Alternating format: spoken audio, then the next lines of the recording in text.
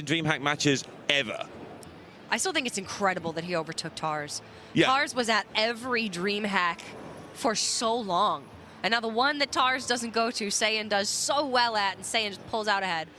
Yeah, and they're both battling to get to Master as well, and they're not far off. The 15 points for the winner, the 12 points for second place. That's going to boost them right up those rankings. I know they're different regions, so you don't compare completely exactly. Yeah. But, you know, it's a chance to chase Hunter Ace down in those points, not necessarily for last call, or in the Feno's case it will be, but just to get that race to 3-star Master, closing that gap by quite a few more points with Hunter Ace only reaching the quarterfinals. Cool, calm, collected. They've had long weekends, but they are ready for this moment. Druid banned away for Feno. Saiyan's Warlock is going to be off the table, and that leaves Rogue, Warrior, Warlock for Feno. Saiyan with the Druid, Hunter, and the Rogue.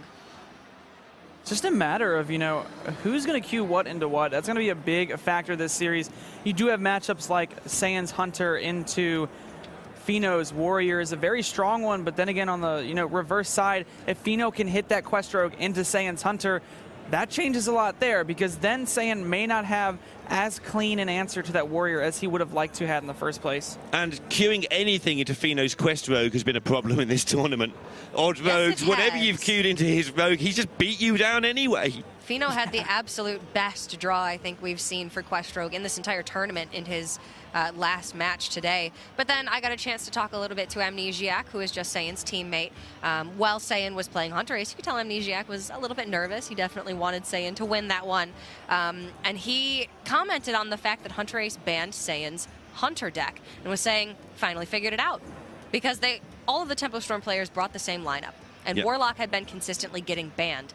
But Amnesiac seemed to think that the Hunter was the deck that has really been performing for the players with this lineup. So on JustSaiyan versus Fenomeno, Quest Rogue versus Token Druid, an infamous matchup that's occurred a lot during this weekend. A lot of players have been saying, you know what, they don't think it's as bad for the Quest Rogue as it may seem. I still think it is Token Druid favored, but with Quest Rogue adding that addition of Sonya Shadow Dancer in the hand for Fenomeno. And Fan Knives. I think Feno is a big part of the reason that people keep adjusting what they think matchups are with Quest Rogue. Honestly, every time you watch him play, the matchup just seems like it's okay, no matter what it is. Maybe Mage. We haven't seen him play a Mage yet. I think he's been typically banning out the Mage. Doesn't really want to deal with that. Queuing it up first, meaning he's probably a little bit wary of running it into anything, like trying to set up his counters, which his lineup is very good at doing. It's not just been the Quest Rogue, but this has been the driving force, how well he's been playing this deck behind his success so far. He's been picking up wins where he shouldn't, which makes the rest of his lineup so much more open. Yeah, and I was listening to Amnesiac when Sam was playing earlier. He said that keeping Whispering Woods against Quest Rogue was just, correct, and tempoing out on 4, because, you really sometimes just can't respect the Fan Knives. There's not something that they would really keep unless they know you keep Whispering Woods onto the play. So not respecting it, because if it just goes off and you have it on turn 4, you just win the game off of that sometimes. Is that going to be the case, though, here for Saiyan, given that he's got Soul of the Forest already in his hands to go with it? Will that tempt him not to go that wide, or will he just do what Amnesiac tells him to, because Amnesiac's quite good as well? I think Saiyan's figured out that, this matchup, it is pretty strong, and if this Woods does connect on 4, I wouldn't be surprised if he would just win the game there. We see the Fan Knives is currently in the hand, but I would not be surprised if JustSaiyan just tempos that out. With the Flibidinous Flute, it can give him a little bit of a decision here about whether he wants to tempo out maybe a 3-4, save that for the Arcane Tyrant later on. I would not be surprised to see him go for the Whispering Woods here. He will get severely punished, but sometimes you just got to do it. And going with the game plan, I mean, if you're going to make a game plan, it's best to stick to it because you've worked it out mathematically, you think it's the right thing to do. But now Feno gets a free turn, not just the fact he can kill off these things, but also he gets to cycle his fan in a convenient manner. Sometimes you just have to sort of throw it away. Yeah, I like that play a lot from Sam because, Fan Knives is a 2-of from Feno's deck, and Feno would have to either, keep that in the mulligan, which typically I would say is not, the best of ideas, or he would have to find it just through the course of his draws. And if he doesn't find it playing that, then branching past and pushing that damage would have been game ending right then and there. Feno is a shadow step away from the most ridiculous hand. I would say so too. Sonya and Chargers, if he finds a shadow step, Valera, just in case. You've got the Novice to get you at least one more card, maybe get a bouncer or two to start completing that quest the other way before you go crazy with your Sonya. And right now, Saiyan doesn't really have much to work with. He went for the risk of playing that Whispering Woods. I think most of the time he doesn't get punished for that, but since he got punished, he's going to have to be drawing to look for some kind of combination of cards in order to help him out. Just in case anything goes wrong, the Vanish is there as well. And Fino, he's not there yet, obviously. It's a long way to go. This Druid deck is very resilient. It can beat you even when you think you've got it with no giggling in hand or anything. But as it stands at the moment, Saiyan's going to have 2 or 3 turns of doing very little, and Fino's going to be able to capitalize on that. Yeah, and this matchup's weird, whereas you either go very aggressive from the start and kind of end this game as quickly as possible as the Token Druid, or sometimes you do have to kind of grind this matchup out and try and bait out the vanishes, bait out cards like that in order to, you know, just try and find a slow way to win this game. I'd say the longer the game goes on, the worse it's going to be for Saiyan, but right now, Saiyan does not have much he's working with. He doesn't have much at all. Fino, on the other hand, has this Sonya turn that's setting up so much good stuff. Definitely like this, just want to get that value through. It's already 3 deckhands being played. The 4th one in hand does have, you know, Vanish if he needs to, if he needs to go ahead and do that. Saiyan picks up a Wild Growth, can go ahead and play out that 3/4 Serenite Chain Gang from Fablidness Fluke. Go ahead and trade off and also have enough mana to be able to coin out that Ultimate Infestation. Strong turn coming up, but that quest is just about complete. Not such a great turn at the moment for Fino, but he's in such a good position with the quest right on the edge. He can complete it when he wants to, but obviously waiting for better time for his Vanish. There's no hurry. One of the reasons this deck has become so strong is it no longer takes an early beating from a lot of its counterparts, and so you are at luxury to just take your time, put a few taunts down, and complete at your leisure. And with Vanish in hand, that means that he can, you know, coerce Saiyan into playing more stuff on board that maybe he'd want, because if you don't start putting the pressure on very soon, you're not winning this Hearthstone game. Yeah, Saiyan has to find out that perfect balance between playing pressure onto the board and just making sure to, you know, not overextend too much into Vanish. But it might be good to try and force out that Vanish as quickly as possible and hope, you know, Fino just doesn't have a good response for that. But we can see that Fino has the bouncers. Fino's got the Vanish. He's even got the Valera.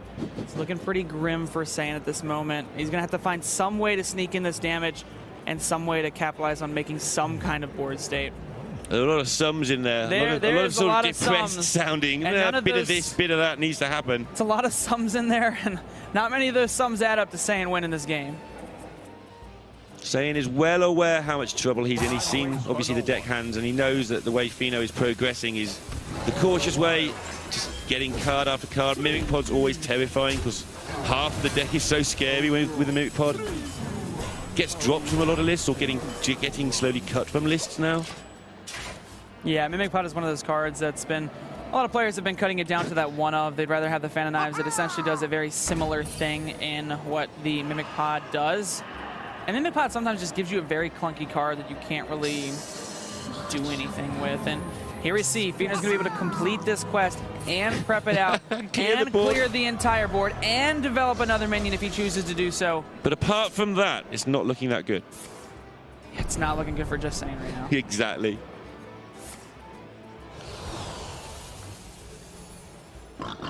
And again, every time this Rogue deck picks up a win, let's say in an unfavorable, though that looks debatable right now, that is just free chance. Now he's going to have to take on the Rogue, assuming he wins this game.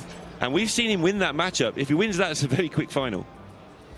Yeah, this Rogue deck is just absurdly powerful. Quest Rogue, you know, it has gone through 2 renditions of being nerfed, and now it is still arguably one of the most meta-defining decks right now in tournament play. Yeah, because the best players playing it is terrifying. Yes, a lot of the mediocre players actually still struggle to get wins with this in the unfavorables. But it's very similar to Patron Warrior in its prime. You know, it's just an example to go to. It's not obviously the exact same deck, but Patron Warrior, you know, across the entire field had a very low win rate when played, because if you're giving it to a player who's not as familiar with the deck, they're going to make a whole lot more mistakes, and making a mistake with deck like Quest Rogue costs you the series. But if you play it perfectly and you play it extremely well, it almost wins you series you shouldn't be winning. Yeah, Fino played against a rogue on day 1 against an odd rogue with his quest rogue, where he was basically going to lose if he was not one of the best quest rogue players out there, but he just used his glacial shard very carefully, one time a turn, rather than clearing up a whole board, which he could have done. Just kept a vicious fledgling under check, took a load of damage from the other minions, and went on to just, you know, he got a bit lucky as well and just went on to win that game just by using his health total as the ultimate resource, rather than panicking and shutting down one board, which he could have done a couple of times. Yeah, health total is a resource. A lot of players neglect to remember that.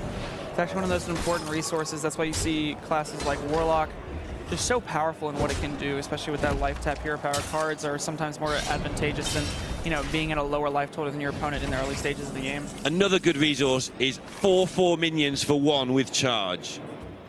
That's a pretty powerful resource, It Lorenzo. seems to be, and Saiyan is discovering that right now in case he didn't already know. I think he knew. I think he might have had a slight idea. Now, Saiyan right here is just making this play hoping that he can kind of try and grind out the matchup, maybe commit a Spreading Plague Soul of the Forest with 2 Arcane Tyrants. I would not be surprised to see him potentially hold one of these back in order to, you know, get that Spreading Plague turn, play out that Arcane Tyrant, and then get that Soul of the Forest in hopes of ending the game with double Savage Roar if there is no Vanish. I would like to see how Fino tries to close this out, because that Vanish you just mentioned, that I cut you off in the middle of your prime, is actually there. So as long as he holds on to that, he should be in a good spot. And Fino is just going to go ahead and push this damage phase. No reason to take these trades. Fino wants to end this game as quickly as Saiyan does. Yeah, I mean, Fino's down to 2 cards in hand. Valera helps that quite a lot. Yes. But the rogue, the druid does kill you incredibly fast if you give it a turn. You know, it can still go wrong. It shouldn't go wrong, but Giggling Inventor to slow it down is a thing that Saiyan can do. He does have a lot of buff in hand. If he gets 1 turn to use that buff, the game's over the other way. And now here's where, you know, JustSaiyan can try and grind out this matchup by, you know, committing these awkward board states that Fino really wants to vanish. And right now, because of the Ultimate Infestation, it gives him enough resources to potentially have a strong chance at winning this game. He is low on life, but Fino might be forced to commit the Vanish here, and with a dead draw like that, he probably needs to commit the Vanish here, and once that's committed, another board state could be made along with Soul of the Forest, and then it's looking dicey for Fino. Yeah, this game is turning around very quickly. Fino probably 1 good draw away from winning it. Preparation is just not that draw. Or 1 anything there was fine, but not prep. Yeah, prep was the worst draw off of the deck. Could go for a scale hide play where, you know, you clear up both the Annoytrons because they're going to be one of those pesky minions to deal with if you do vanish them. And then could go for a prep onto the Vanish in order to get everything back into the hand. We'll heal up quite a bit. We'll go basically back to full life. And still have a lot of minions in the hand to try and work with. I think he's going to keep it. He's trying to add it up whilst he's letting the rope burn while he works this out, but... yeah, you're dead to a lot of stuff here.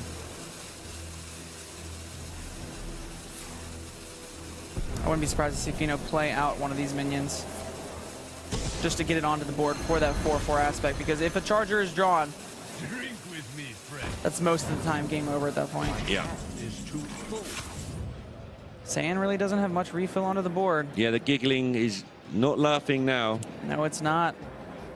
Could go for a Spreading Plague, double Arcane Tyrant, Soul of the Forest. Could try and potentially ignore this Youthful Brewmaster and say, if you have a charger, it's game over. But Saiyan knows that there are 2 Vicious Scale Hides, so even though it's not a charger, it will be able to clear up minions on the board. And that's not all that matters. Obviously, Fino wants to kill him, but that's all that matters in terms of setting these boards up now for Saiyan.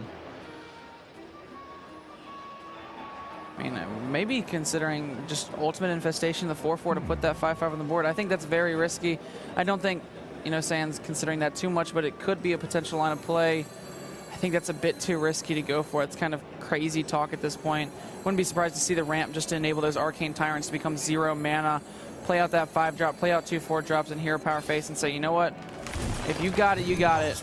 And he knows he hasn't got it at the moment, or he just killed him, or virtually killed him last turn with vanishing tricks.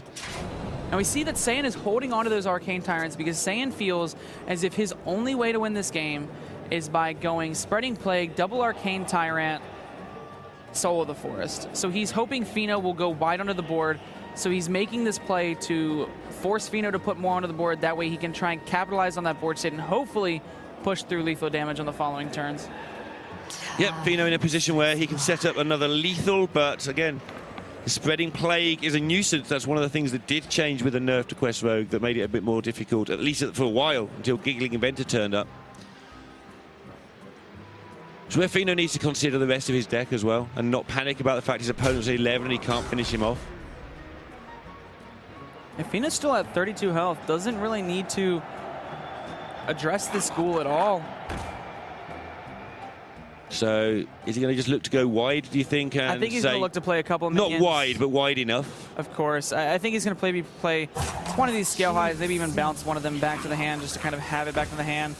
The one awkward thing about Fino's hand right now is he has these youthful Brewmasters that he can't just play his 4/4s without sacrificing another 4/4 back to the hand. Whispering Woods in hand for Saiyan, but he's facing down lethal damage, so he's got to do something about at least one of these minions other than the one he can easily kill. Could go for a line of play with the Spreading Plague, double Arcane Tyrant, Soul of the Forest. There's also potential to try and get something done with this Whispering Woods. However, I think it's a bit too ambitious. I would like to see Spreading Plague, double Arcane Tyrant, Soul of the Forest, and then value trade probably into that Scale Hide because you don't want to be able to heal that life up, so going face doesn't really matter that much there. These Brewmasters and Scale Hides alongside Valinor mean that most things that Saiyan do just get wiped out in the short term. He's got maybe 2 turns. He knows that the clock is ticking heavily because Fino's deck is full of things that either stop him dying or kill you. That's true, but this board state right now, Fino does not have that great of an answer for. Could clean up the majority of it. But even if both of these 4/4s could, I mean, can both of these 4/4s connect face? I actually think that they might be able to because 2 Scale Hides do go into 1. You would generate another Scale Hide and you would be able to bounce one of the Scale Hides back. I actually think this is lethal from Fino here. I could be wrong on that. Could he have put all of the Scale Hides in? He had access to 4 Scale Hides, right? Yep. Because he could play a Scale Hide, bump, bounce the Scale Hide back, Bump then with play face.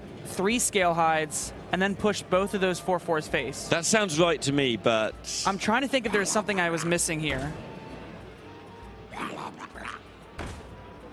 I'm pretty sure the extra Scale Hide's still in hand. he Looks also like he's got has them the through dagger anyway. up. He also has the dagger up, so it doesn't matter here.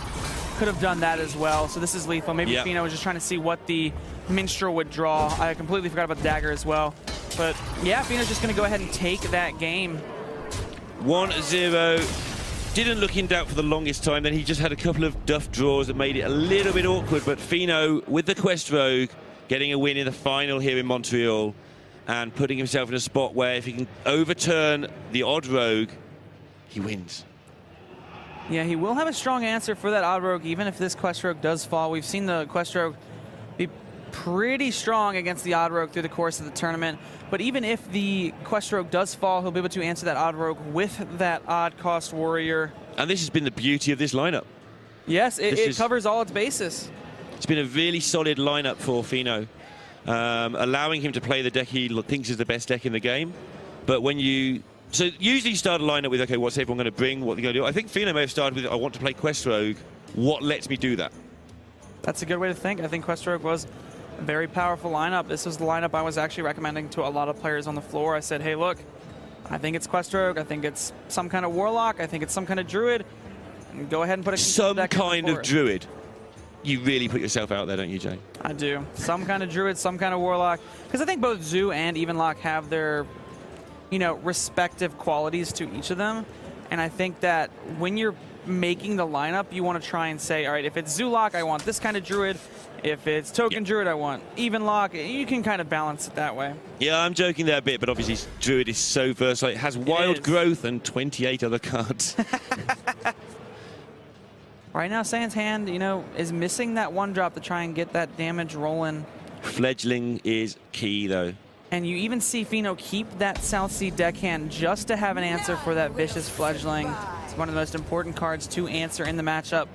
You cannot let that bird go unanswered. Yeah, when people say, oh, the game's won and lost in the mulligan, yeah, you've got to get it right, though. Yes. There's a lot of things that you have to consider in all your mulligans, and this is one of them. Saiyan just going to be able to hero power here. Doesn't have anything to play in his hand. His hand is not looking that strong right now. This is one of those hands that Quest Rogue is really hoping the Odd Rogue has. It can develop quickly, though. Obviously, the Fledgling turn will waste a turn on either side, and then Giggling Inventor with Fungal Mancer backup, it can develop into a beating hand. This is kind of what happened against Gallon a minute ago, where his opening couple of cards weren't very good, but it blew up into an amazing mid-game sort of beating stick, and Gallon didn't have all the answers. And Saiyan's optimally using his dagger here, understanding that, he doesn't have any follow-up turns for the next couple of turns. Most likely will hero power on turn 4 anyways, even if he develops a Vicious Fledgling. So it makes sense to, play out that dagger, go ahead and swing that dagger into face 2 turns just to get that damage, because at the end of the day, the way you win this game is by pushing as much damage as early as possible. It is, but it also, this is how much information there is now. He knows there's no Thug, does Fino. He knows he can definitely, he's going to remove the Fledgling anyway, which is why Saiyan doesn't mind hitting the 2 to face, because the information given away isn't helpful to Fino. But it does make a big difference. He now knows that he's not under immediate danger.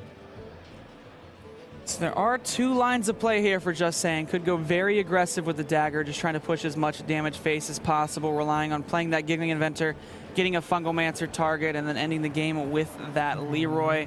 There's also the potential line of play of just trying to make a 4-4 Edwin and stabilizing with that to push the damage. But it is a little risky to Glacial Shard. I think both plays are. The Glacial Shard can obviously go onto the face or that minion. So it's going to be interesting to see what Saiyan decides to do here. He does have the dagger up. That deckhand will push to immediate damage alongside potentially, hopefully, soaking up another dagger hit. Whereas if he, plays very passively and just plays out the Edwin, it could be, just a detriment in the long run. I'm going to go ahead and hold back on that deckhand, though. Yeah, he can deckhand Fungal Mancer on the same turn later on is the thing he's looking to do. It plays around Vanish a little bit. And Vanish is annoying for the Rogue if it loses a big board, because the minions take time to replay. I keep saying about Mage, where if you give them cards, they just throw them at your face and don't care. Rogue, even though it explodes onto the board, it takes a long time to refuel that board, because the 1-2s become a lot more ineffective as the game goes on. They're only good early on. And so it'll be 1 minion or 2 minions at a time after the Vanish comes down. And Saiyan's just not letting the Vanish be a nuisance to him right now. And to be honest, sometimes, the Rogue just throws cards face. We saw right there with the Deadly Poison. Saiyan just kept shipping it face. He just played the Deadly Poison and swung face. He understands that he needs to end this game as quickly as possible. Can't vanish a dagger. No, you cannot vanish a dagger. That is Hearthstone 101. The Innkeeper taught me that one, Lorinda. Yeah, I don't listen to him. I know you don't. He only tells me things to trick me into beating me. Yeah, exactly. Don't trust him at all. Well, Fino not getting all the tools he needs, but getting bits and pieces that are going to help keep him alive at least. It's not looking the best for Saiyan right now. We can see that, this Quest Rogue has been putting in so much work through the course of the tournament. And if Saiyan loses this game here, that next matchup is going to be pretty abysmal for him. He does not want to have to play this Hunter into the Quest Rogue. No, but he wouldn't mind that Hunter if it does go to 1-1. Suddenly it's going to leap into life in this matchup. But yeah, once this Rogue out of the way, this is absolutely key to this entire tournament.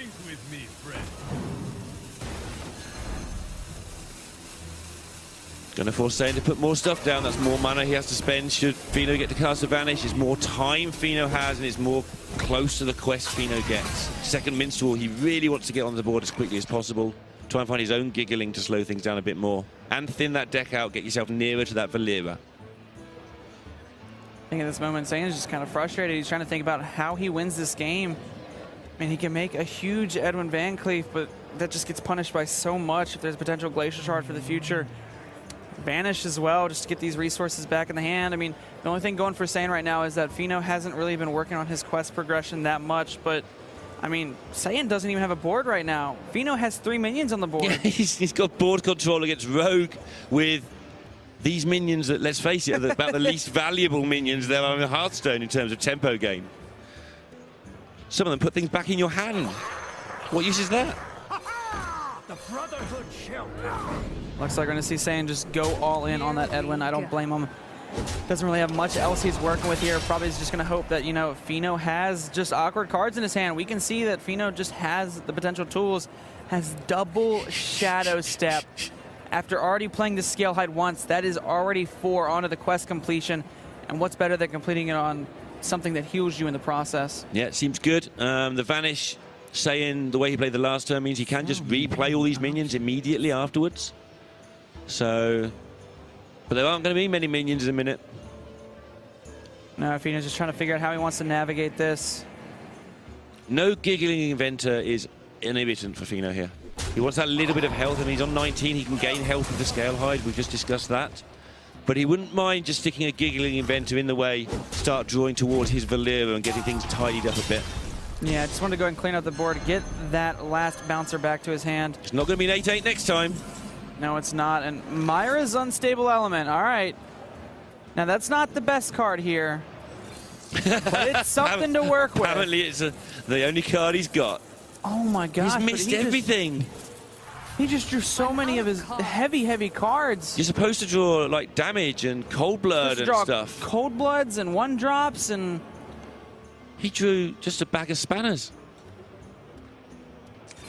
I mean, at least he has Captain Greenskin. And he doesn't want to commit to board because of the Scale Hides. He doesn't want to put anything on the board ever again, and that was his plan there, but he might have to. I mean, Fino's just going to complete this quest with the Scale Hide even without putting it into anything. He just needs to get this quest done. And if he can just find himself a giggling whatever I just said, inventor, and then just fend off this last blow from Saiyan. Will he find it here? There it is. It's not looking good for Saiyan right now. Saiyan's going to have to try and find some way to get this damage Leroy's through. 6. Deadly Poison's 2 more. SI7's another 2. That's a lot. But then you have to put minions down that Scale Hides on the board. So how can you get rid of the Scale Hide? Fino doesn't have a second one. He doesn't have a second one, but Saiyan does have access to that green skin or that Vile Spine. And I'm actually curious if maybe Fino got a little happy there and didn't actually bounce the Scale Hide back. And that feels wrong. That because feels he wants wrong to save to me it as for well. the giggling, but Saiyan will save the SI maybe. No, he's just going to finish things off now. Take down the Scale Hide. Oh, with this, he doesn't have an answer to the Scale Hide, though. He's going to let the Scale Hide live. He's assuming there's another one because Fino left it on the board, I think. I think so as well. Otherwise, why would you leave it up? I'm not quite sure, but if Saiyan had answered that, I'm curious if there was some kind of way that, you know, he kind of capitalized on it. But I think Saiyan understands that even if, you know, he can't answer this, he needs to put some kind of large threat on the board, and the largest minion he can put right now is that Edwin Van Cleef. Saiyan does know that there's a Youthful Brewmaster in the hand, though. So he chose to leave it up. Yeah, I'm a little curious about leaving that Scale Hide up from Saiyan's part, and I'm a little curious from leaving that Scale Hide up from Fenomeno's part. I think that's something to look back on. drink with me, friend. I would say in Saiyan's position, you're probably assuming that he does have that second Scale Hide. Or he didn't have Shadow Step. Yeah. Saiyan, yeah. I think Saiyan looked a little surprised to see that Shadow Step.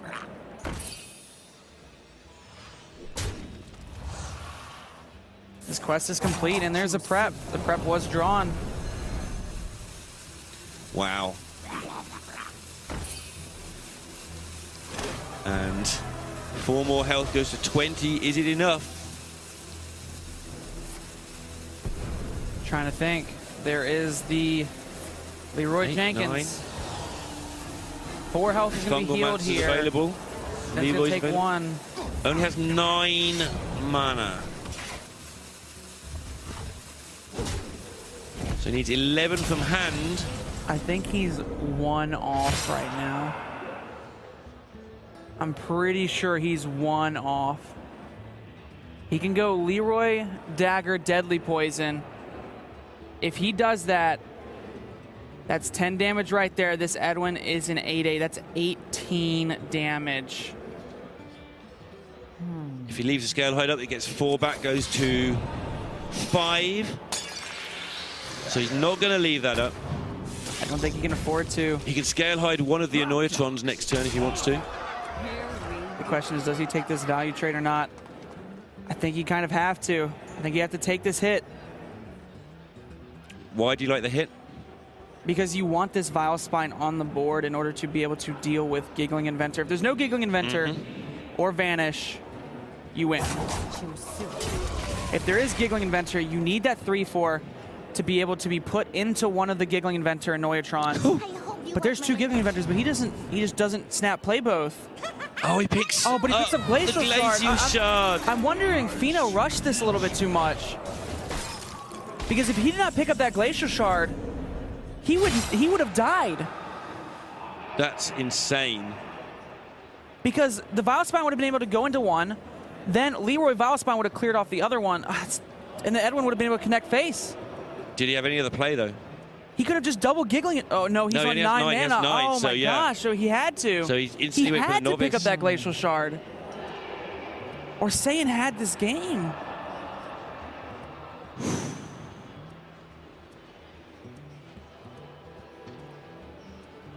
Saiyan trying to find out if he can force anything through. You've got Leroy, you've got Fungalmancers, you've got a Vile Spine that can take out one Annoyatron in a clean hit.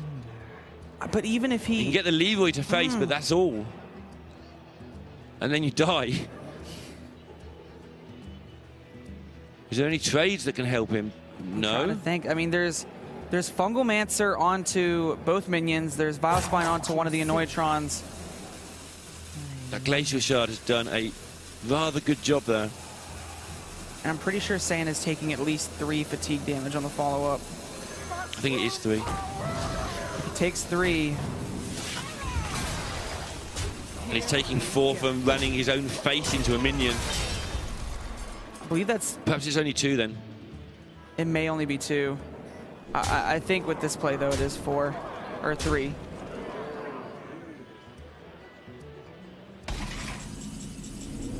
Oh, it's 4. Yep. Okay. There's not much Saiyan could do there. I think it was 3 or 4. I couldn't remember off the top of my head. It was 4, and Fino is 2-0 ahead and has Quest Rogue left to beat this Hunter still.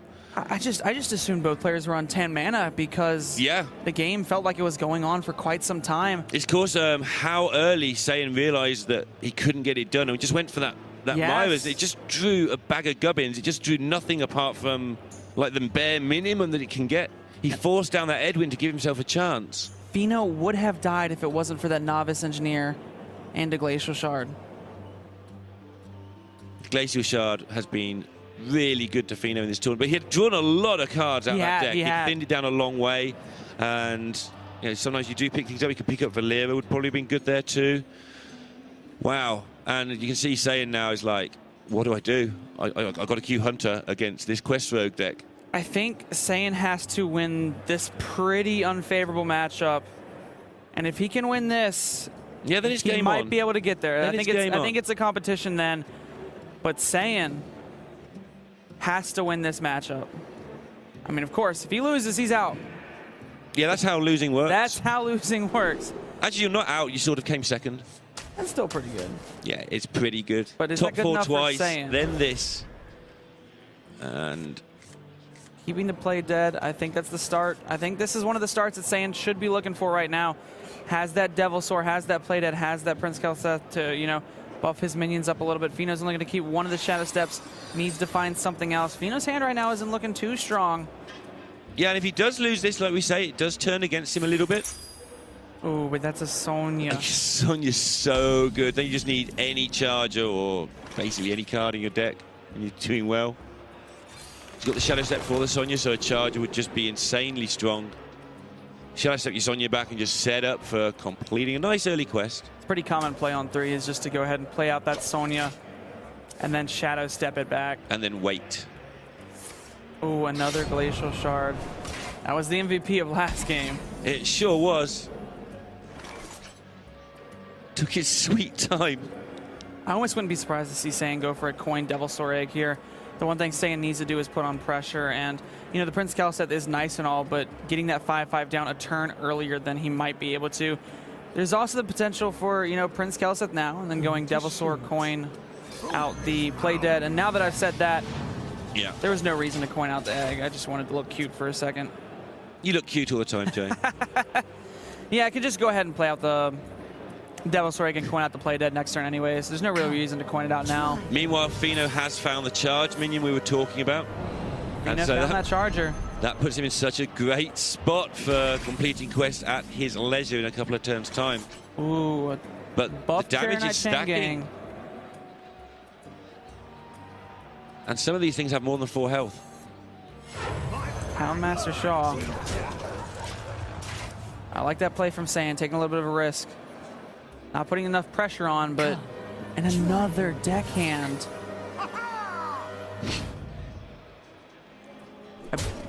This actually just... You can just kill off the Shaw. Yeah, the second one helps you kill off the Shaw. Because you get two attack twice. Saiyan just is in disbelief right now. Yeah, and this is a different emotion to the time he lost in Italy to Huntrace, which was like, what do I have to do? This is just despair that there was nothing I could do in this game of Hearthstone, but it's not over yet. And it looks over because the quest is going to be complete next turn.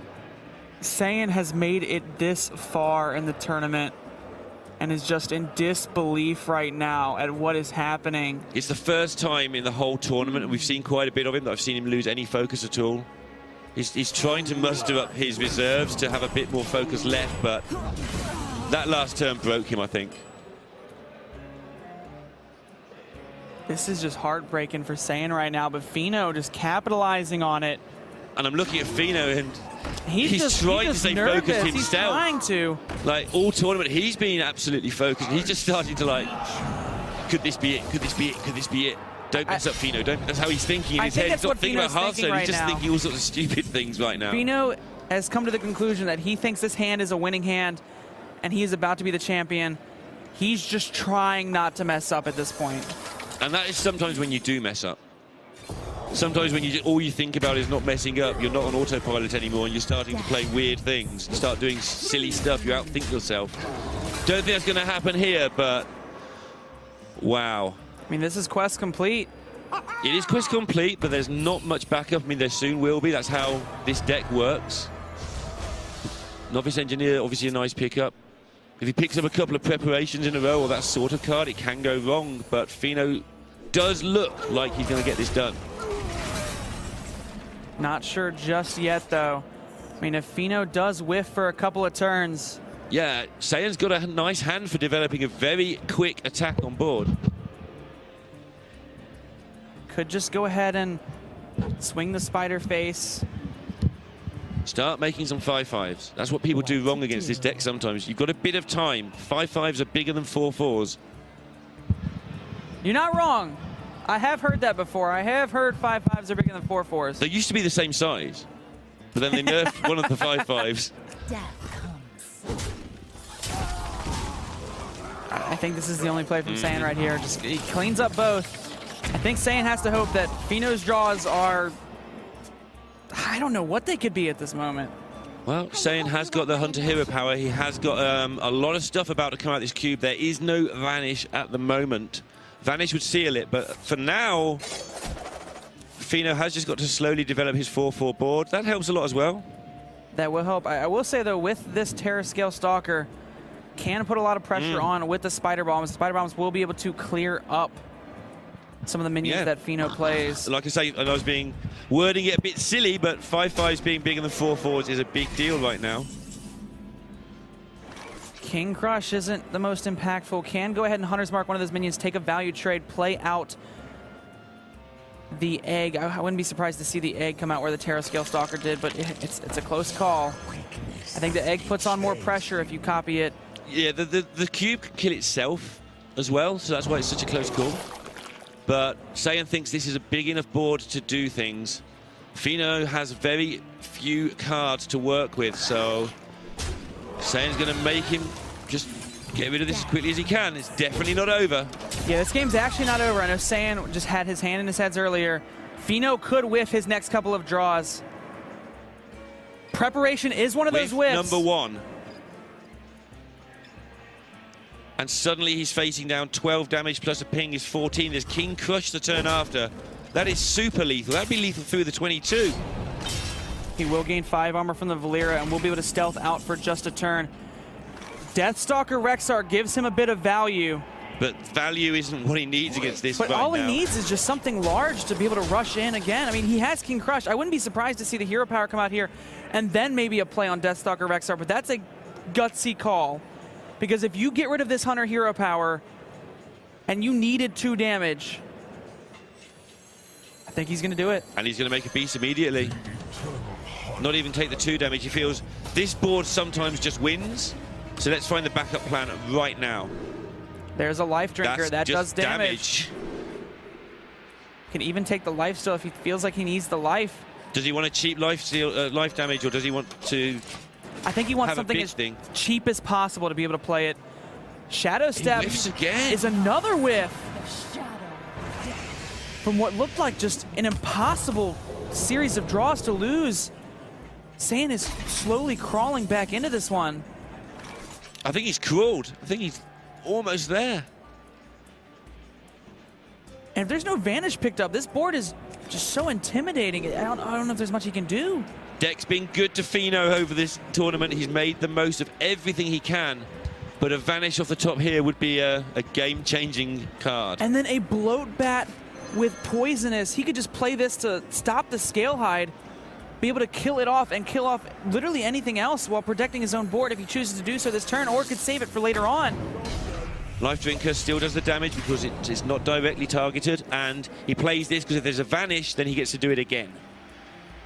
That's not a Vanish. Brewmaster is not a Vanish. He'll be able to heal a lot, but I mean, he can't value trade into these spiders because it will just clear it off. Trying to buy himself one more turn, but we can see the Crushmeister. King Crush is waiting around the corner. It's Escape from Muzzy World, and it is on the way. I think Escape from Muzzy World is on the way.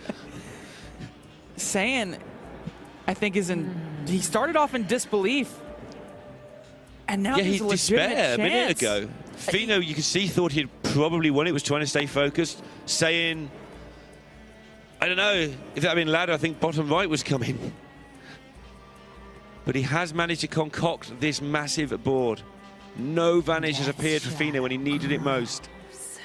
I'm trying to think if there's any way Fino can get himself out of this situation. He could buy a turn, maybe, if he gets enough health gained. Oof. This is absurd.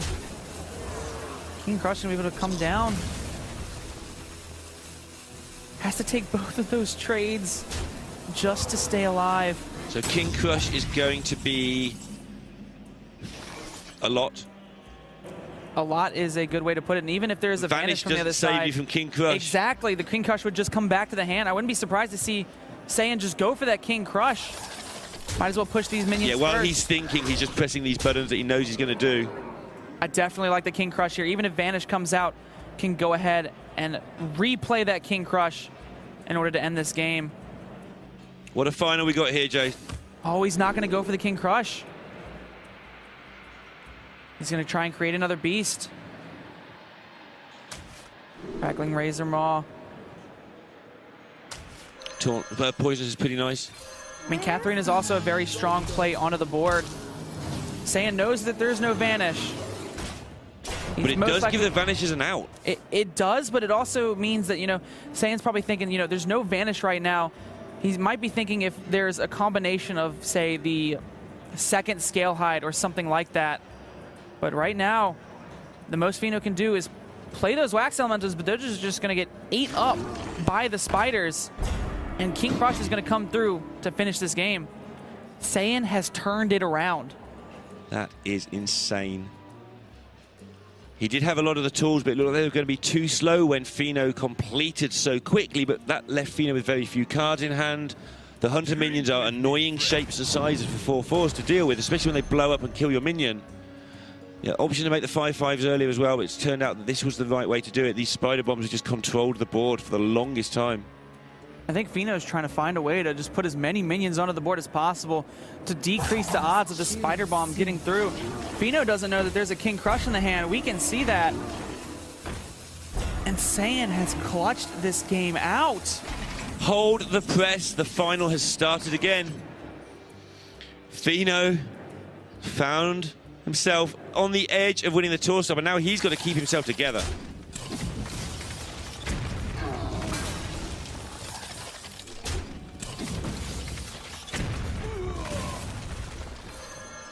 The Crush Daddy makes it 2-1. And the Montreal final, that looked like it might be a bit of a pushover when the Odd Road got beaten, is well and truly back on with this Hunter deck that Koro was saying that how Amnesia was talking about how good that class has been for them. I'm just Jay speechless. This never happens. I'm in disbelief right now. I thought that series was essentially over, and Saiyan thought the series was essentially over. I think Fino kind of did as well. Fino thought the series. I think everyone at home thought the series was over. That's because we told him it was. It's our fault. It definitely looked like the series was over. You could see just the disbelief on Saiyan's face, and you could see the confidence on Fino's. But now we've got a match on our hands. Yep, and this Hunter, Rexar's a big deal in the next 2 games.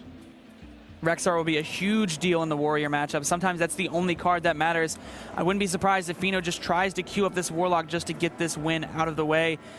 I think Warlock's going to have the better chance, but that's still, you know, a pretty close matchup overall. I think it is Warlock favored.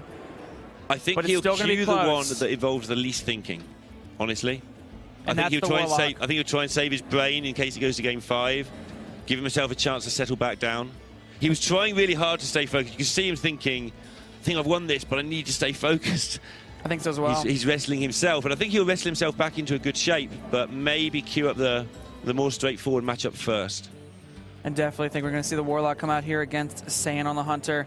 It's a very close matchup indeed. If Fino can get that early Mountain Giant down on the board, Saiyan doesn't quite have that strong answer in the form of Spider Bomb or Hunter's Mark. He has gone for that Warlock. Not the strongest of hands for Fino from the start. Again, Greymane is not something you want to see. Wouldn't be surprised to see Saiyan keep the Devilsaur Egg and maybe even the Terrascale Stalker to curve out. No reason for the Candle Shot unless it's coupled with a Hunter's Mark to answer a Mountain Giant. Yeah. So Saiyan should be able to establish some sort of decent board. What can Fino do about it? He's going to have a good few taps to try and build up this massive hand. Find some better cards to play. Well, there's the Candle Shot there. I think Saiyan's going to hold on to it. Doesn't want to, you know, forfeit it over to the Acidic Swamp Ooze. But, you know, sometimes you need to play it there. If you don't play it there, you don't get that mana-efficient hero power, and Saiyan's going to immediately be punished by this Acidic Swamp Ooze. Guess how many Giants I've got? How many? Well, I don't know, but I've just coined a 2-drop. So probably not many. I think that's what that is indicating to Saiyan, so I don't think Saiyan is that concerned with it. Of course, can play the egg, but it looks like Fino's just going for a Zulak approach of just playing out his minions, trying to push as much early pressure as possible, not allow Saiyan the time to kind of set up those plays. Wouldn't even be surprised to see a potential trade into this egg. And you do see Hunter playing this very slowly, often not using its hero power just to keep the Warlock in check, so it does play the defensive role early. Ooh, it looks like, you know, looks like Fino's not going to respect the egg there. Have you noticed Terrascale Stalker's going to come down. Notice the speed of play? Yeah, I know. Fino has picked up his pace. And Saiyan's copied it. They're both playing extremely Fino's fast. very slightly tilted, playing very quickly, and Saiyan has fallen into that pattern of play, and suddenly 2 of the slower players in the room are just for 3 turns there, and they were straightforward turns in fairness, but they're playing lightning pace. Yeah, their hearts are racing right now. They were not expecting the last series to go how it was. Fino is just frustrated that he couldn't get that quick 3-0 and become the champion, and Saiyan is just in disbelief at what is going on right now. Again, there's been a lot of Saiyan disbelief, but he's still hanging in this final, but he's being hit by a homunculus, a protector, and an ooze that he refused to give taunt, so it just stays protected one more turn. And look at how much pressure Saiyan has now put on just because Fino did not respect the egg. A lot of times, you know, sometimes you can't afford to respect the egg. It's much better, and I think that was the case in this matchup.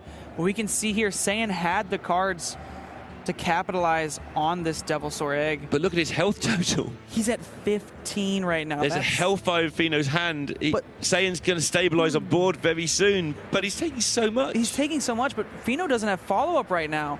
He's got 2 awkward 6-drops and a Mountain Giant that he just cannot cast next turn. Yeah, he needs to start thinking about 2 turns ahead. How do I make a good defile? Spellbreaker. Spellbreaker's going to slow down a lot of stuff. It will slow down the Devilsaur Egg. And now Fino needs to slow it down, have a think, and work out what his game plan is to do this last 15 points of damage. I think so as well. There's a Hooked Reaver, so if Saiyan does get a little bit of pressure on, because you may have to revert to trying to get another board here. This board doesn't get you there. And Saiyan's teching in that mind control tech. Fino's going to be very conscious of that, trying not to play around that. I mean, obviously, with this hand right now, he won't be able to extend into it. But if he sees Saiyan hold onto that card for quite some time, he might start to get a read on what it could be. Go for the Spellbreaker now means that the cube would be really powerful.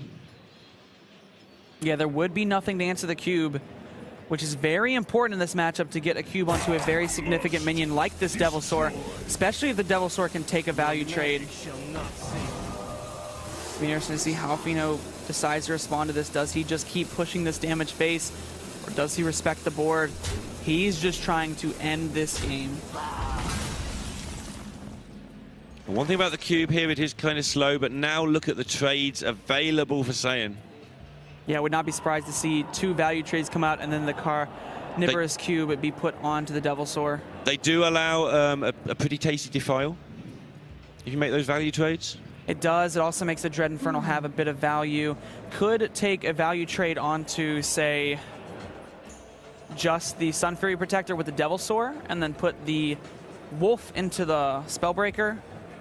Maybe even just play out the Witchwood Grizzly and kind of accept that, you know, sometimes 3-6 will do, yeah. Don't really want to commit the cube yet, especially without an enabler, in order to go really wide on the board. And it looks like Saiyan's getting his aggressive back. Just wants to push that around damage. defile, yeah. The trades ruin defile a little bit. I mean, Saiyan doesn't have much, and he's going to need to end this game too. And the Hunter's Mark gave him the backup plan of I'm not caring about the Giant. Yeah, he will have an answer for the Giant.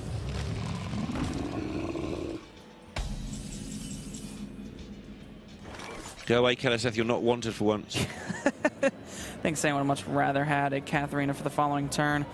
Can answer that Giant. Could, you know, disrespect the Giant by going face. Can't answer a Hooked Reaver with a Giant, though. That would feel a bit awkward. Only answer one of those things. Saiyan's just got to be very mindful and careful of what he wants to cube and how he wants to allocate this damage.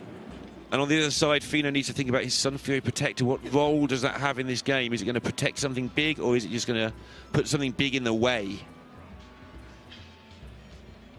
What to do? Crucial, crucial turn here for Saiyan.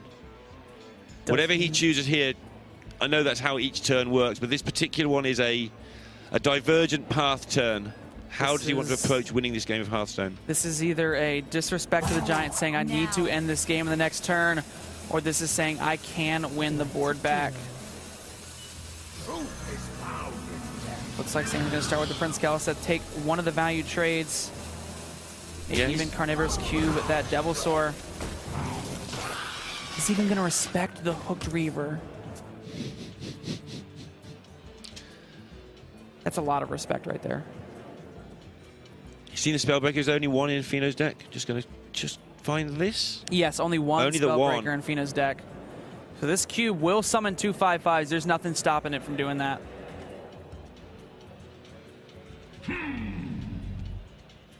And Fino has no obvious good setup here. I mean, Fino just has a very clunky hand right now.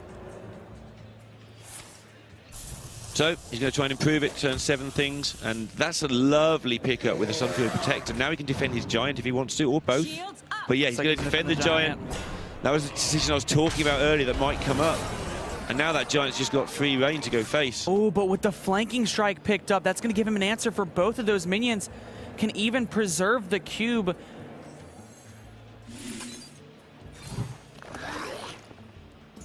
Oh, that flanking strike was such a great straw. Allows him to answer both.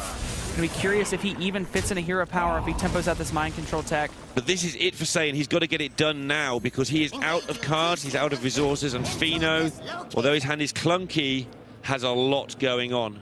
He has a lot more going on now. Yeah, that bone marrow draw, I think Fino needs to take his time here. Can't just snap to decisions. He's still playing a bit quicker than I like to see him play. I made a big point this tournament, talking about how he slowed himself down and stuff, but this game he's played rapidly. Deathstalker Rexar up the top. That's going to allow him to answer both of the minions, start to get that Build-A-Beast hero power going while having 2 5/5s. Fino's in disbelief right now. He's won this tournament twice already, and he's going to go to game 5 most likely. Fino's face. Fino's just in disbelief. Tundra Rhino Giant Watch just to answer something. He's going to have 2 5/5s on the board. Answers the full board. Fino went for the Bone Mare play to set up lethal with the Hellfire. Oh my. With your opponent with no cards in hand, and suddenly Saiyan's got just great beasts. Fino. That was the draw of Saiyan's life right there. He has a clear if he wants it, but it's horrible. Hellfire Double Defile does clear the board. It's just unpleasant, and he might not have to do that. I wouldn't be surprised to see maybe the Life Tech come out, the Vulgar Homunculus, and the Hooked Reaver just to try and sustain.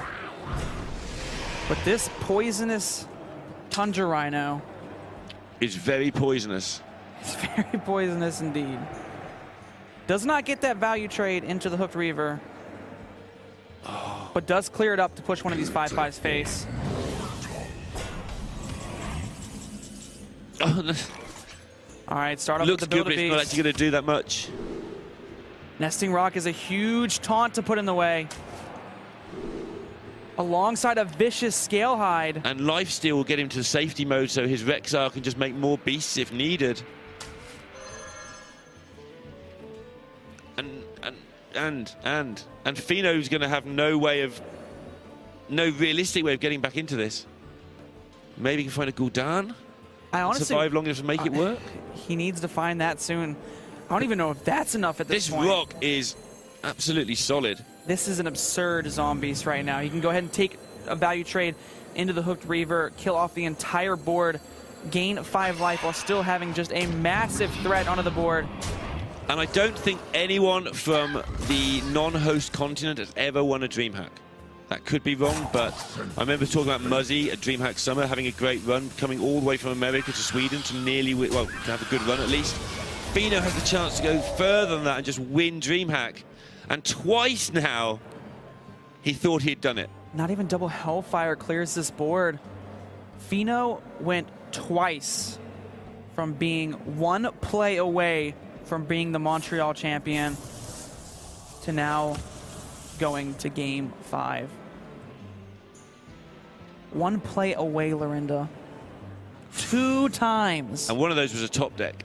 One of them was a little bit less straightforward because he drew just badly himself. But one of these was just that Rexar off the top. We said Rexar would be important. I don't think we realized how important it might turn out to be. I mean, doesn't have quite lethal just yet. I believe that Tundra Rhino only has 4 attack. But he's stabilizing. The health total's going back up and Fino's running out of things to do to him. I wouldn't be surprised to see the Jeweled Macaw come out with possibly the Stubborn Gastropod. You can play that. You can go ahead and do the Spider Bomb plus Play Dead. Push that minion face. This is a pretty strong turn. Or could take the value trade into the Plated Beetle just to kind of really solidify the board at this moment. Yeah, and it's saying having another thing about what's my whole plan, not how do I play this turn in particular. Just now he's the one thinking what can go wrong. What do I do? Saiyan right now has been given a new life with this game and is trying to make sure he doesn't throw it away. Fino's hand gestures there, just like, well, what can I do? I don't think that's enough. Can clear off the board, but this Tundra Rhino will give any beast charge. Cannot cast any of the Hellfires. The Hooked Reaver's a large taunt, but that Tundra Rhino has poisonous. And there's also the Spider Bomb with the Play Dead. This is... It's just going to go to game 5, Jay. Wow. I wish you could see Jay's face right now. It's like, what has happened here? Wow. just in disbelief right now. This game was over 2 times for Feno. We're not the only ones in disbelief. I think both players are in disbelief at how this finally is panning out. I just remember seeing Saiyan's face after the double deckhand came out. He just leaned back into his chair. Yeah, that was over. Said, what the hell is going on? It was all How he could do, not to bottom right, I think. It's just like, this is over. And he found a way to generate a big board. Feno whiffed a couple of times on the preparations of Shadow Steps, and suddenly Saiyan had a very quick kill. And in this game, Saiyan was just dead. Feno had set up the lethal, and Saiyan just top decked the Vexar. However, there could be as it stands at the moment, yeah, Feno's found a way to at least keep the game alive, but that's all it is. He gets a Scale Hide. He gets a Cave Hydra Scale Hide. Can just go Spider Bomb into Play Dead. I think he was looking for any kind of charger there, because if he does find it, he just wins the game on the spot with that.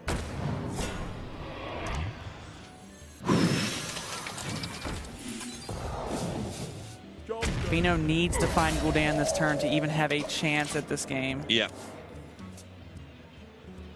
And then after that, worry about how on earth you're going to save all these zombies from doing things. Spellstone keeps him alive. Yeah. Another turn. The trouble is, each turn the Hunter gets, it gets stronger. And each turn the Warlock gets, it tends to get weaker. It's lost its hero power. And he would love to play the Dread Infernal just to gain that extra life.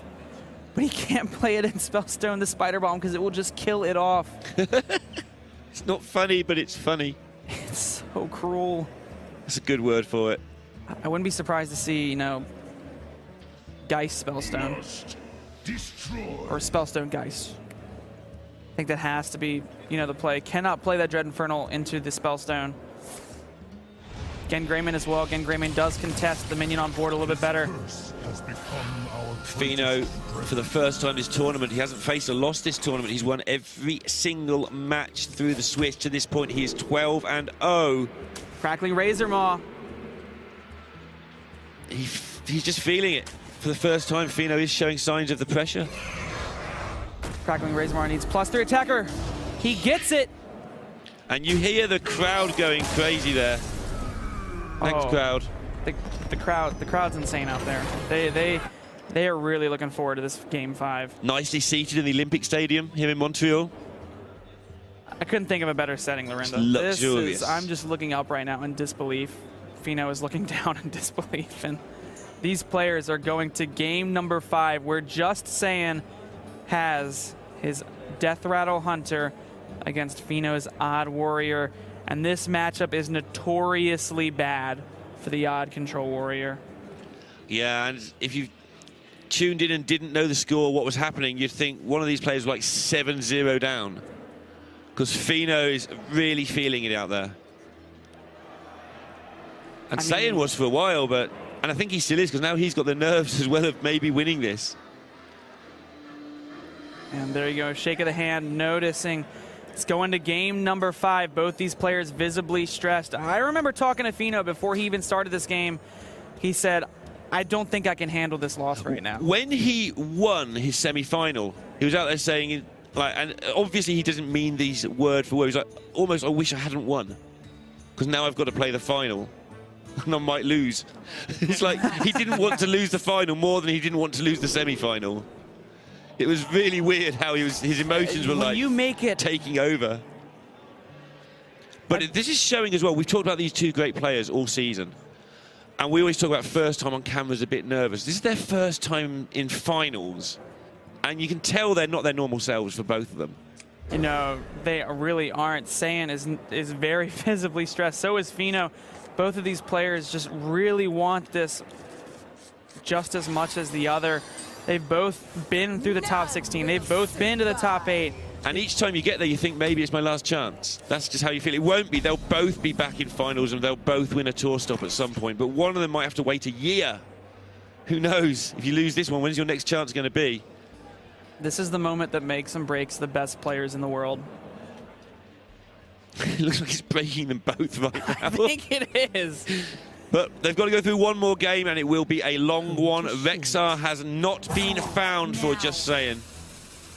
And you see there, he could tracking to find the Rexar, but what he's going to do is he's going to hold onto this tracking for the when he finds the Rexar, he will not be further into fatigue, and he can win the game that way. Tracking is the worst card in his deck right now. You want as many cards as you can get from that Rexar, because it is close.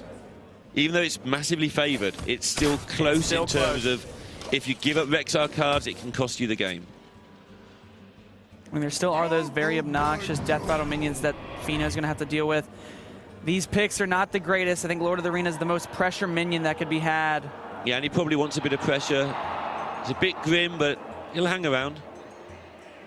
It squares up so badly to 5/5s. It really does. I think you have to take it. Oh, it looks like Feno's just going to take for some kind of on-curve play. Yeah, just something to do. Play dead, a very powerful card in this matchup. If you do Carnivorous Cube into something and do hit that play dead, it can spell a lot of trouble for your opponent. But Saiyan's hand is as bad as it could be. I mean, the deck doesn't have horrendous draws. It's just how it's built to get decent draws. But because he can't tracking, because of the Rexar interactions, he can't find the things he needs to do. I will say, though, that if you can't afford to have a bad hand, it is this matchup. Yeah, you've got some turns. Because the Odd Warrior is not going to be pressuring you like most of these other decks.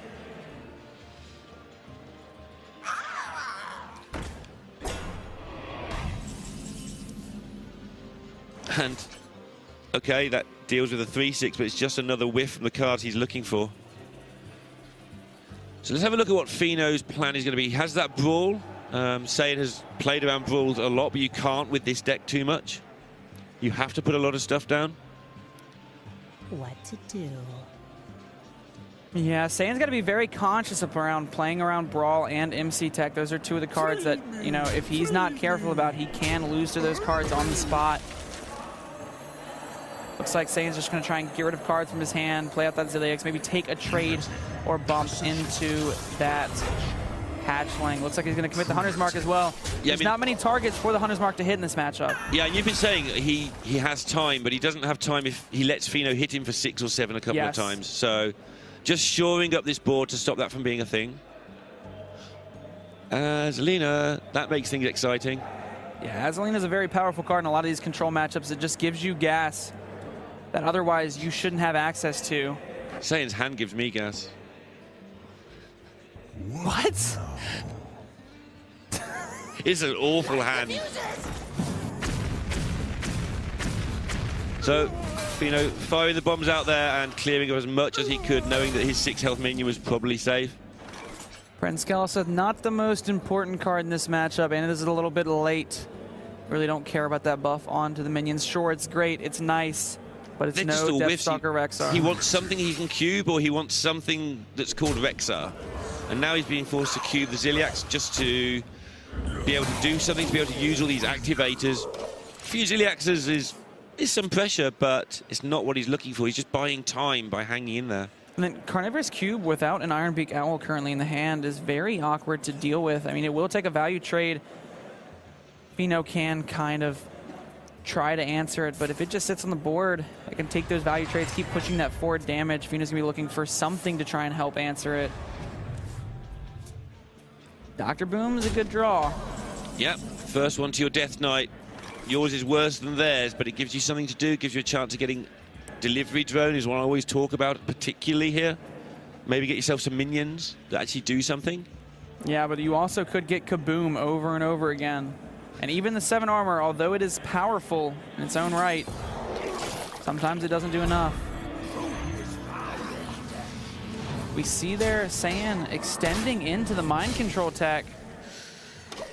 Curious yeah, with if 2 charge minions as well. Or whatever, rush minions. Same thing in this situation. I'm not quite sure. Doesn't get too punished there. I wonder if that was more of a bait from Saiyan trying to maybe commit to something else. He didn't have to play that Prince Kalaseth. Yeah, it's weird. It's one of the few decks where that is a thing you can say. I know, right? He like, didn't have to play that Prince Kalaseth. You either establish a board or you don't. It's nice to have 1/4 eggs that can actually kill themselves, but Saiyan needs that Rexar, and he needs it quick.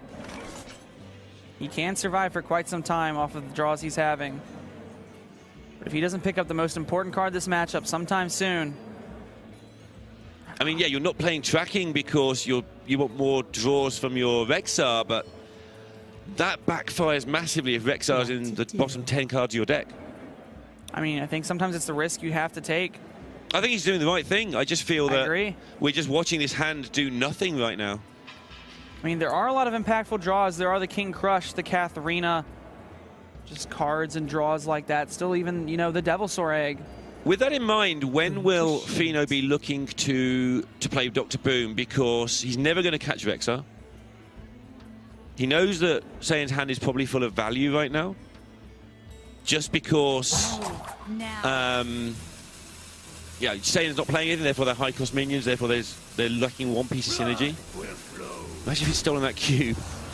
That would have been pretty bad for Saiyan there. Saiyan just taking the value route, just wants to go ahead and, you know, clean up the board as much as possible. If he finds that Rexar, he's in a very good spot. But Dr. Boom, I think he wants to play sooner rather than later. You want as many turns as possible. You want as many turns as possible, but another thing that Dr. Boom adds is it allows you to play your mechs, take some value trades, discover mechs, and then constantly put pressure onto the board. And also, you're not under much pressure right now, so it's a good opportunity to slide Boom out there. I would say, though, if it weren't for this Direhorn Matriarch, it might be a snap Dr. Boom this turn. But Direhorn Matriarch is a strong consideration. It is a large, large minion. It is, but he'll still be a large minion next turn. And Dr. Boom will maybe have trouble if the cube bumps into the Matriarch, especially if there's a Hunter's Mark backup. There's a lot of good finds here, and then you can't boom because the board's too wide. This is what I'm talking about. Kaboom is a pretty weak hero power here. Zap. Zap Kaboom. It sounds like a 60s comic strip. Probably is.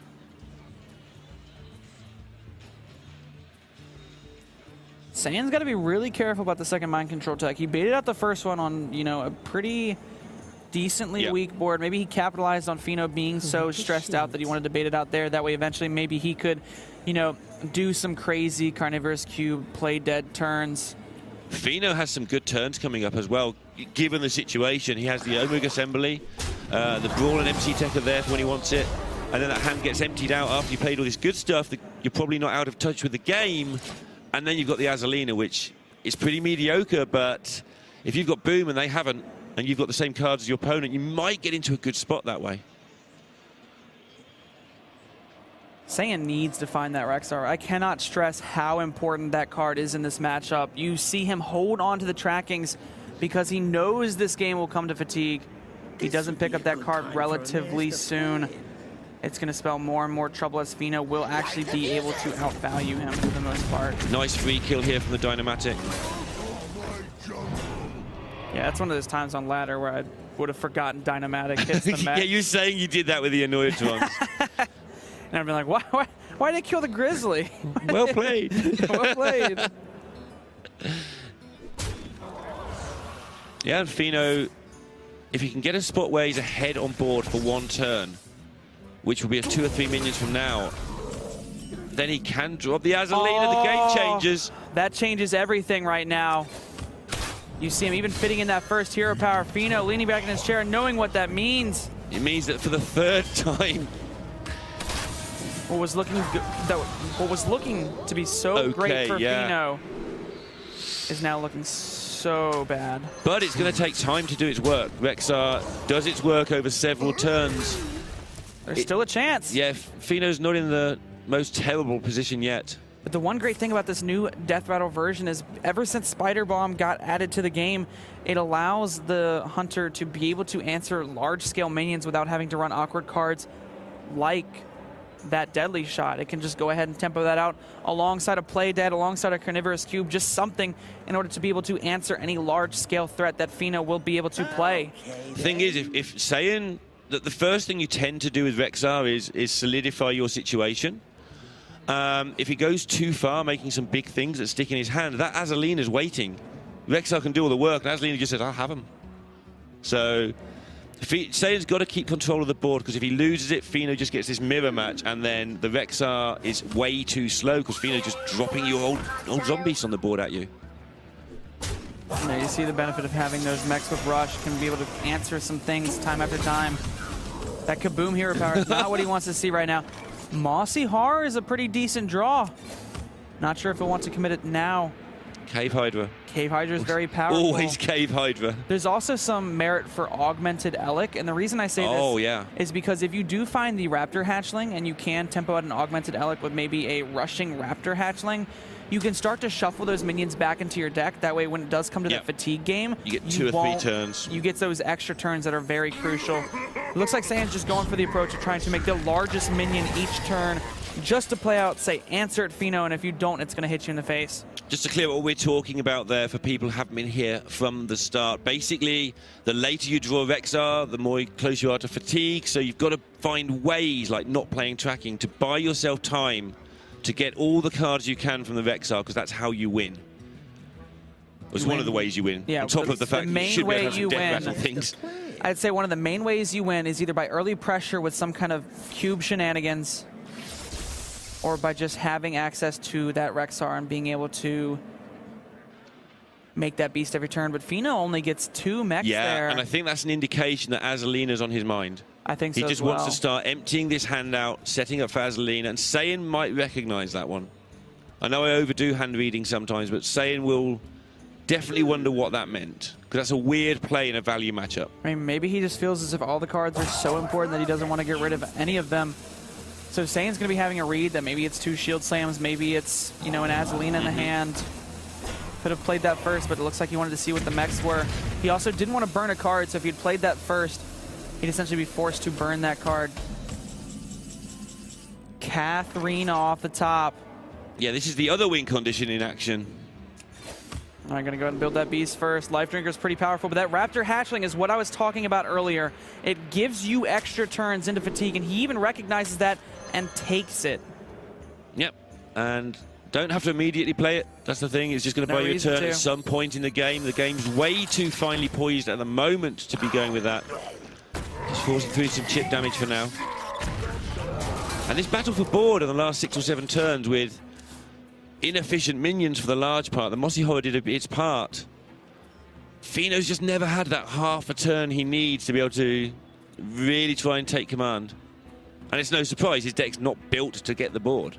No, this deck is built to try and control those aggressive plays, and with a deck like Mid-Range Hunter, that mech Death Rattle Hunter, there's really not much that Fino can do.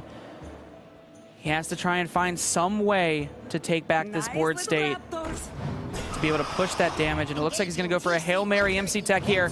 Only gets a Raptor. If he takes the cube there, the game turns around yet again.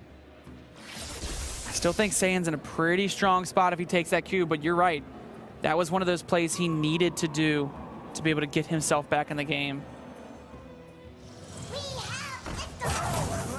We have liftoff. We had liftoff about 4 games ago in this terrific final here in Montreal. A wave of emotions going through both players all the way through this. They have both settled down again now. And they are currently fighting for a board, but Fino's fighting with warrior cards, which obviously are just better at cleaning things up than actually taking the control he needs. And there you're going to see Saiyan, oh, the Corpse Widow. Another funny thing with that is, I've seen this before, if you generate the Corpse Widow and you do find that Raptor Hatchling with Echo and Rush, you can actually keep trading into minions to put a bunch of 4/3s into your deck to take it even further. And you know, when the warrior sometimes gets close, sometimes that happens and ends the game there. Saiyan looking at that. Death Rattle's really good anyway, lowering the Death Rattle costs in Allows this you to deck. play multiple of those minions in a turn. I've seen Zalay just play Corpse Widow in this deck to try it out, and it stayed in the deck a long time. It was something that was tested out for the longest time. It means that you can go ahead and Katharina on curve. It does make Katharina 6 mana. It also means that you'd just be able to play eggs with it. You used to be able to play loot hoarders with it. If you had something on the board like that Houndmaster Shaw and you curved out, played a loot hoarder, you could rush with it. Very versatile card. It doesn't see much play currently. It's just not, you know, well suited for the deck. It makes it a little bit more inconsistent with your Katharina pulls.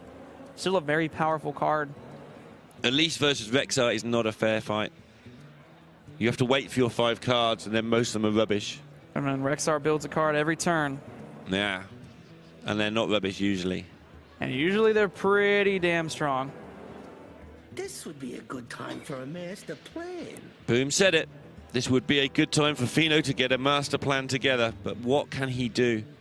That master plan is going to consist of him trying to win this board state however he can. Slowly getting away from him, though. A turn after turn, the end of his turn, he no longer has the board. A few turns ago, at the end of his turn, he was keeping some semblance of board, but Rexar's grinding him down. And that's what Rexar has been doing best in his Deathstalker form. Used to be that, you know, you'd play as aggressively as possible and just get the game over with as quickly as possible. Rexar has turned the other cheek, and now he's trying to end the game in a slow and painful way. Yeah, Fino's held on to this brawl forever, but it's getting close to the point now where he's going to have to use it. I wouldn't be surprised to see it here. I think he's setting it up.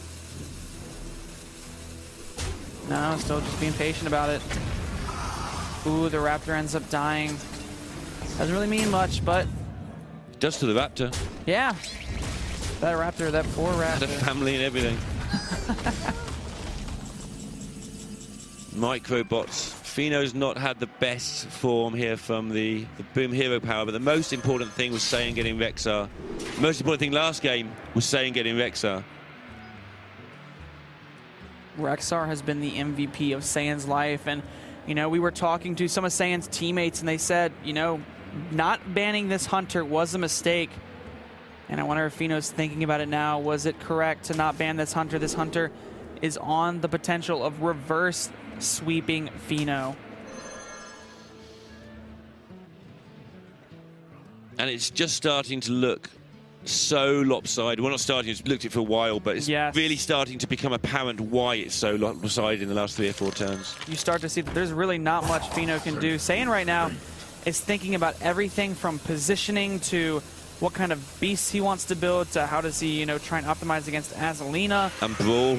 Brawl, does he even want to swing these minions? I think he's going to. He wants to push that damage. Fino is now below 30 health.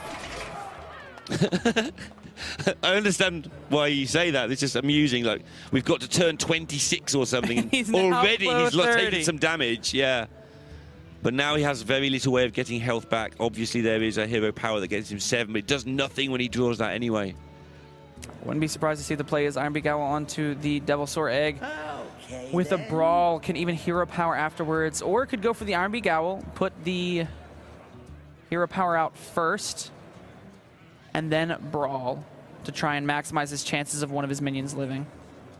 The trouble is he has so limited opportunities to play Brawl in this. He's held onto it so well, but as this board gets out of control, so the necessity to Brawl increases.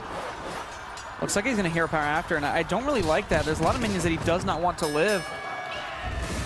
Doesn't get punished there for that, but you know, it's a consideration that he needs these minions as well onto the board. And he's got the board, yeah. It's worked for him. That's the play he was going for, I think. He's got the board, but it's just a couple measly 1/1s. But it's the only board he's got. Cherish it while you can. Bittertide Hydra. It's a scary minion to take. It's pretty powerful, especially if you get, you know, Wind Fury onto it or Charge. But that's sometimes how they can get back in this game, is by making use of being able to capitalize on putting damage into the Hydra to put you even more and more into fatigue. Or just taking damage in general. Yeah, Saiyan's taking a lot of stealth minions in this matchup. No surprise there. It makes sense. Stealth is something that kind of guarantees an attack the next turn. Super Collider is the thing. He's got getting armor next turn, so that will fuel at least 1 turn of Super Colliding. And this is the thing with the Rexar that we talked about earlier. It does generate this huge amount of value, but the cards do stick in your hand a bit, and Azalina is there waiting still. We've talked about that too. Oh, I'm playing the Alarmabot. That could pull out the Azalina. Curious to see if Saiyan goes ahead and leaves that up. Maybe it's a bait by Fino, trying to make Saiyan, you know, put a little bit of damage into that just so that something like Baku does not come out of the hand. Because Saiyan does not want to have to waste his turn answering a large-scale minion. Felt as if it was kind of a bait on Fino's part to play that card out. But Saiyan could just, you know, read Fino and say, hey, well, you know what? Go ahead and pull that minion out. I'm just going to keep pressuring you. But if it doesn't pull Azalina, the temptation is there to play Azalina because it's pulled one of the others. It gives you a board for very little mana. True. And actually sets up a board for you to Azalina with. I think that might be what he's going for here. I've said it a few times, though, and he's held on to her, but there's a handful of zombies. It might not be the worst time, but it's the worst time when they have this much damage on board. Yeah, and you do have that rush from that King Mukla, so it makes sense to, you know, just go ahead and get it out of the board. Doesn't want to waste anything. Doesn't want to really play with a fire there. That Super Collider placement by Saiyan is pretty strong. Well, you can shield slam one of them and Super Collider the others. He's been consciously playing around that Super Collider the entire game. And although Super Collider is very powerful, it's only powerful when you've got life to work with. Fino now down to just 18 health. Snap picks a way to fix that problem, but the problems are getting bigger and bigger. There's still King Crush in the deck. That could be enough pressure on its own. Yeah. Doesn't have the strongest way to answer that minion if it does come out. Saiyan also wants to build a beast every turn. Yeah, so go for the Katharina would actually lower the number of cards in his deck, and the deck's doing just fine, thanks very much. Yeah, I don't think Saiyan needs to go for that just yet. I like the idea of him building beasts every turn. You wanted that card for a reason. Bear Shark's powerful, but so is Vicious Fledgling. A Wind Fury Bear Shark seems like the take here. Coming to a cinema near you. Wind Fury Bear Shark. You thought tornadoes were bad. From the maker of Poisonous Blowback. And now he's in a position where he's setting up lethal opportunities turn after turn. It's gone from slowly grinding Fino down to getting towards the end game now. And Fino's just got to kind of rely on this, you know, hitting the way he wants to. Actually, he didn't need it to hit the way he wants to. He does have that Dynamatic that can full clear that board. Could have bananaed one first. I don't think he needs to because he does have this Dynamatic to be able to clear out the rest of the minions. Yeah, that's exactly numbered, okay. Might have, you know, changed up the play just quite a little bit. Again, finding a way to get the board. But honestly, at 15 health, knowing that there's still powerful cards like King Crush in the deck, yeah, even having the board may not be enough. And there's still the basic game plan available here for Saiyan, the one that you actually build the deck to do in the first place, which is, you know, play Shore, rush in an egg, copy it, whatever, all those things. And just completely ignore the fact you've got Rexar for one turn. But you don't like doing that. No, you want to capitalize this as much as possible. Gets the Tundra Rhino. These are a little awkward, but Bloodworm does make it fairly large. Just going to go with the Stone Tusk Boar, wants to make it as cheap as possible.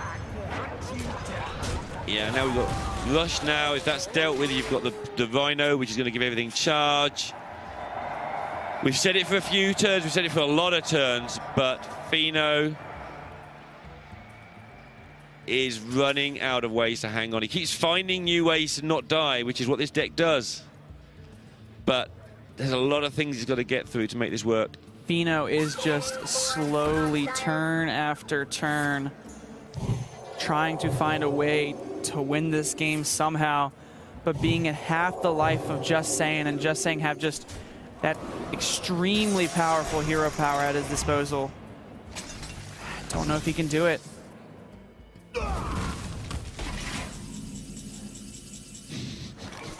And every time you think, oh, maybe there's just one turn coming up at some point where Fino gets to keep things on the board. Saiyan's handful of charge and rush and threats and death rattles suddenly reminds you that maybe that's not going to happen.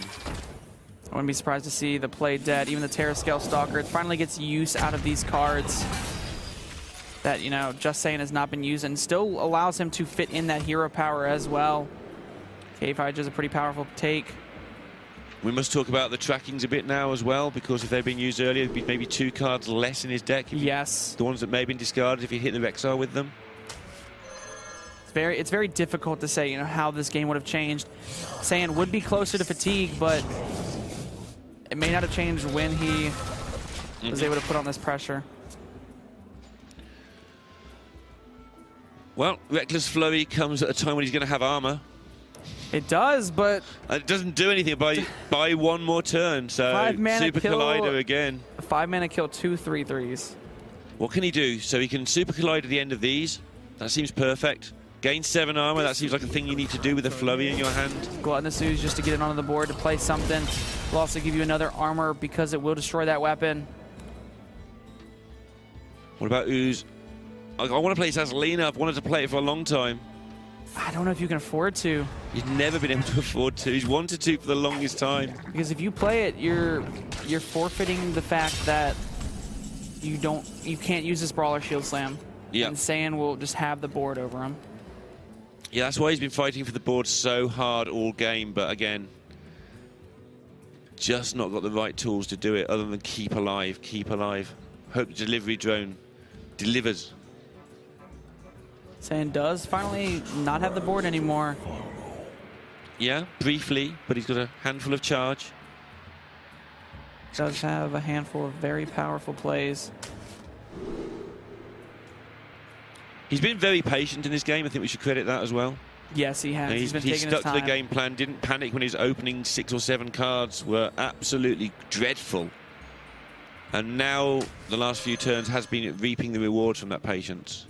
And has continued to be patient. He's going to go for the Katharina. I believe this is guaranteed a King Crush here. Wouldn't be surprised to see him push this face. Fino's now on the back foot, does not have a great way of answering it. Can't use that Shield Slam right now. Does have double Zilliax. That'll be able to give him a bit of life while clearing up that King Crush. Yeah. I think that has to be the play here. But there is the charging Rhino. Don't remind me of the charging Rhino. That brings back nightmares. That card is just absurd. Why? Just the fact that you can make it with stealth and you just hide it Yeah, there. I mean, that's good, but we've all faced that. Why do you think you're alone in this one, Jay? Looks like, Fino's opting to go for a wider board state. Wants to make sure that both of those minions on the board does have the Cave Hydra Zombies to be able to clear up both of those. And the flanking strike just picked up. Could answer one that way. Wouldn't be surprised to see the Rhino flanking strike. He's built a beast every turn, but he's still got a lot of these beasts to kind of get through. It's a huge amount of damage to face. It is. I want to push this 7 face. It will put Fino to 13 because he will gain 3 from the attack of the Rhino. The flanking strike minion will have charge as well. That's right. We'll put him down to 10. You can even keep the Rhino healthy by just trading off that 3/3 wolf. Yep. I like this. Raptor strike. Looking more than grim now. I think we've gone through the grim phase. Fino's range of emotions is going to end in him almost certainly not taking this down. Looked like he'd won it twice. This game in particular when the game before, so in particular when Rexar was just required to save the game. Does have Ironbeak Owl Brawl for a last-ditch effort. Yeah. And it's actually funny because Saiyan, unless he builds a beast that kills him, doesn't have lethal, no matter which one of these minions currently lives. I believe that Raptor Hatchling does not have charge. All right, well, your play. Looks like he's going to go for the Super Collider instead. I like this as well. Can save onto the Brawl for one more turn. Does take 3 damage. Gets rid of that Rhino. If either of those minions lived, it would have spelled trouble. He's got the board again. Just barely. I think Build a Beast is the start. Wants to find that charge. Change that. Raptor Hatchling's not a bad take. Yeah, still sticking to the game plan even in this situation, just in case something bad happens to him. He does take the Silverback Patriarch, can play 2 minions this turn. And the Stone Skin could take that as well. Wants to keep putting them onto the board. Trying to get as much diversity as he can in this lineup of cards. But he's trying to get a charge minion to end the game, but he's not getting that, so now... I don't mind just playing the big minion here.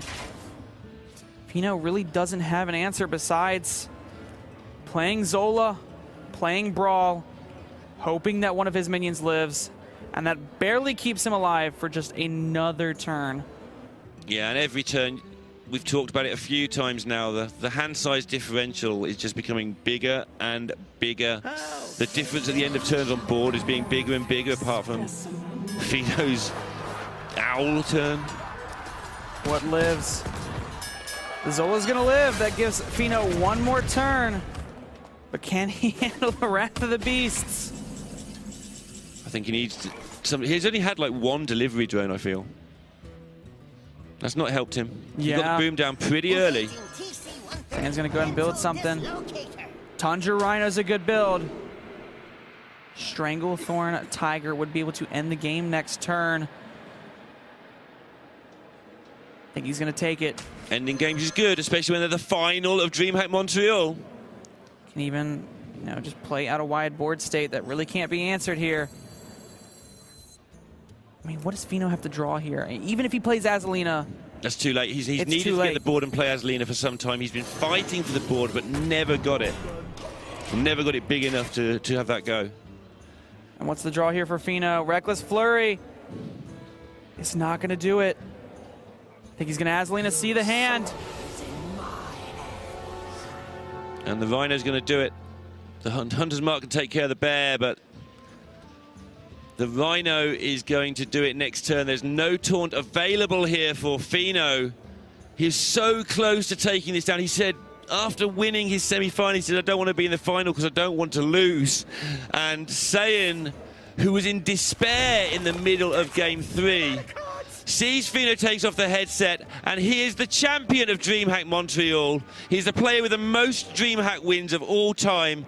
And look, they've been through this together all season, and finally one of them, JustSaiyan, has... The brink of defeat, stayed calm, stayed cool, stayed collected. He won the Hunter versus Quest Rogue matchup, which is so hard. Yeah, he thought so he was difficult doomed. to win. Halfway through that second game, he thought he was dead. He thought the tournament is over, I'm losing the odd rogue match, therefore I'm losing this event. And despite all of the odds being stacked against him, JustSaiyan is the Dreamhack Montreal 2018 champion. Champion from last year, Muzzy, his teammate. They're keeping it in the Tempo Storm family. And again, Amnesiac won Austin. Back-to-back Tempo Storm Dreamhack champions. We have to say, seriously, Feno did his country so proud. He played so well this weekend, and his time will come. All you Greeks in the chat, make sure you stick around for the next time, because your boy will be winning one of these titles one day. But unfortunately, it is not today, because JustSaiyan has won the Dreamhack Montreal 2018 Hearthstone Grand Prix Championship title. And we've got the man himself coming into the studio. We're going to ask him some questions. I cannot wait to be able to ask him what was going through his head after that third game when he finally managed to take the win against Rogue, because the rest of the series from then on out was absolutely amazing. So we've got JustSaiyan on the desk. Saiyan, congratulations. In 5 games from being down a 2-game deficit, you are the Dreamhack Montreal champion. How are you feeling? Am I in the script now? Because I don't even believe that last set. Yeah, let me just circle your name real quick on the paper. Put a big W next to it. There you go. There's the script. You won. I mean, I think Feno was just so far ahead. I lost against Quest Rogue with the Druid and then with the Rogue. So I had Death Rattle Hunter against Quest Rogue. It wasn't looking very good. But I think sometimes Quest Rogue does draw bad. They get Sonya and then they have no value. Yeah, it's pretty unreal. How do you keep calm in that situation? You're down 2 games. You're going into a really unfavored game number 3. How do you manage to just stay cool in the midst of all that and still play your best? Well, I was just thinking to myself, yesterday I beat Quest Rogue with even Warlock, so maybe we can do it with Death Rattle Hunter. The deck isn't that good, right? Feno's not like the best pilot at the deck or anything. It's not like he had lost a single match up until this point or anything. I mean, that would just be a little bit absurd. Yeah, Feno was dominating, and I don't know. I didn't respect Quest Rogue. Took out my aggro decks, and then it didn't take out my glass control deck. So it's unfortunate. Talk to us a little bit about your preparation, your lineup strategy coming into this. Well, what was going on there? So I just prepped with Muzzy, Amnesiac, Lead Paint, Nostam, Yo, it's Flo, just the guys, the boys. And I think we all brought basically the same lineup with a few different tech choices here and there. And I mean, Amnesiac made it to 7-1. Muzzy fell just like a little bit short, but I mean, overall, the lineup was super consistent for LHS, and I have them to thank for this. So shout outs to all of them. Is there anything that you would, if you could do it differently, would you go back and change anything? Or were you generally pretty happy with how this all turned out? I think, you guys writing the script was pretty nice coming out here.